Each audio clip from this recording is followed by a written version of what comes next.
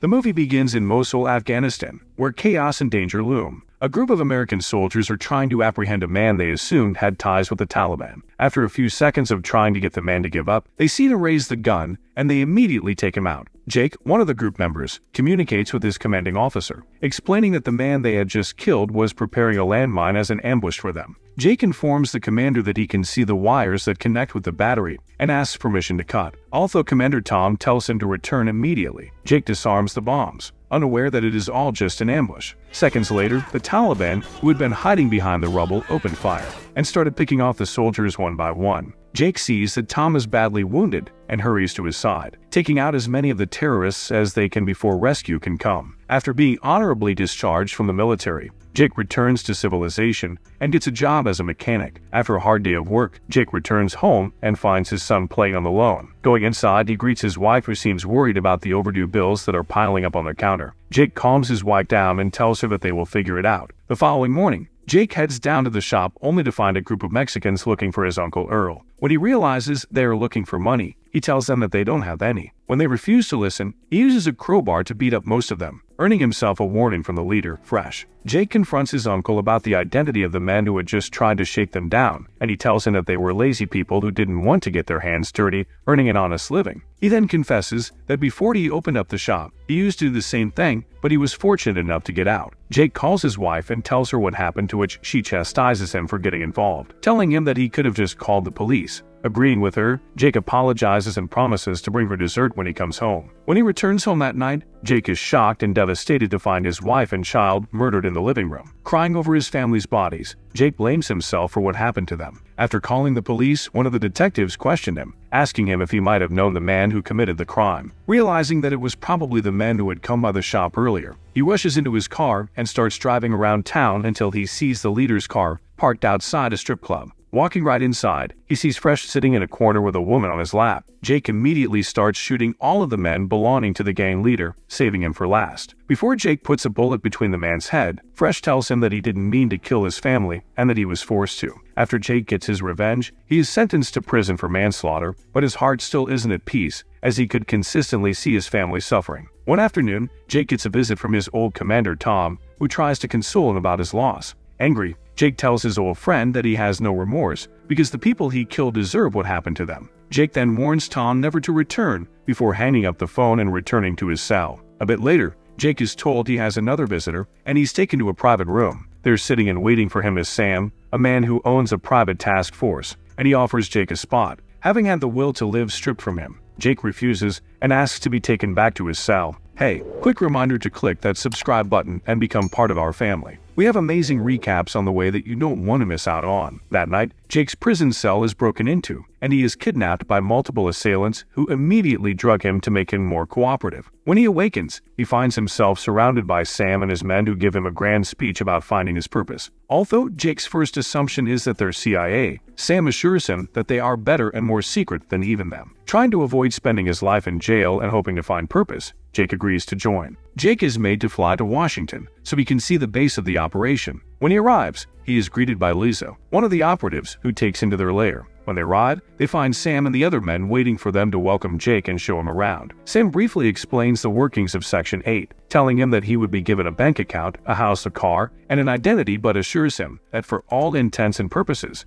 Jake would be considered dead. Once his introduction was over, Jake was taken to an airport where a private plane was waiting for him, assigned as his watcher until he gains trust. Lisa follows him inside the plane and briefs him on the mission while they're on their way. Showing him pictures of the target, she explains that he was a defense contractor who was selling weapons to the highest bidder. She tells him that the man has gotten his hands on some schematics that the government wanted returned before they could be sold to Russia. After they land in Mexico, Lisa takes him to the place where the deal is going down and then tells him that his freedom was linked to the success of the mission. Grabbing his gun, he heads over, making sure to keep himself small. While the deal is about to begin, the two parties seem suspicious of each other, causing shots to break out. Using the opportunity to weed out some of the men, Jake heads in, finishes the mission, and retrieves the files. Back at base, Sam is upset that Jake left witnesses who had been in the target's car. Jake stands his ground when it comes to taking innocent lives, which Sam lets pass for the time being. Ajax, another one of Sam's men and an operative who doesn't seem to like Jake, mentions that the fact that the new man left witnesses would put them all at risk. When he's left alone, Sam calls someone and asks to be connected to Leonard. In Reno, Nevada, another secret operative, by the name of Leonard, is executing a mission. After his target is assassinated, he is forced to maneuver his way through casino security and manages to escape. Jake is finally given the address of his new home, and he's suppressed by the sheer size of the place. After setting up his things, he heads out to a bar to hit a few drinks.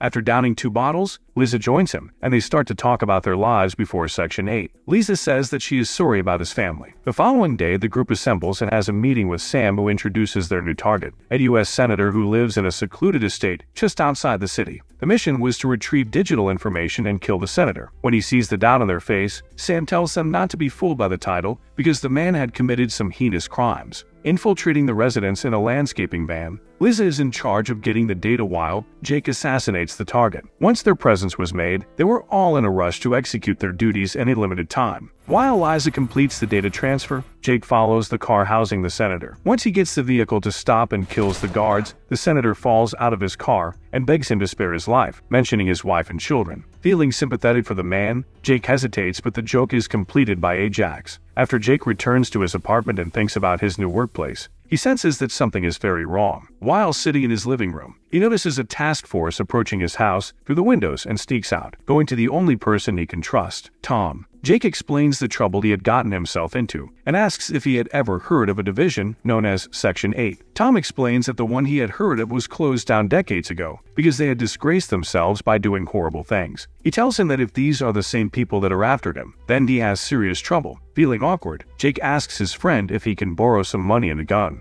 Calling his best agent, Leonard, he orders him to assassinate Jake by any means necessary. Jake returns to his old town and accidentally runs into his son's friend, who tells him that the whole town was happy that Jake took out Fresh and his men. Confused, Jake asks the boy how he knew Fresh, and the kid explains that they used to always see the comic book store talking to men in suits. While thinking about what it could all mean, Jake starts hearing gunshots and turns around to see the assassin, Leonard, after him. Maneuvering through the crowd, Jake manages to escape by disappearing into one of the buildings. Before he can follow him, Leonard is stopped by the police, who he guns down. When he informs Sam about what happened, he voices his disappointment and hangs up. Lisa, Ajax, and their team find Jake hiding out at his uncle's shop, unaware that they were ready for them. After a tedious gunfire exchange, Jake and Ajax run out of bullets, changing it into fistfights. Although they're almost equal matches, Ajax gets the upper hand and tries to stab him, but he is stopped by Liza, who shoots him in the back. When they hear police sirens, Earl tells them to leave before they get caught. As they're driving away, Jake asks her why she was helping him, and Liza explains that she wanted to leave Section 8 just like him. Jake then asks her to lead him to where Sam is located. Liza takes Jake to the forests of Montana, claiming that Sam had a cabin there. While they're hiking through the woods,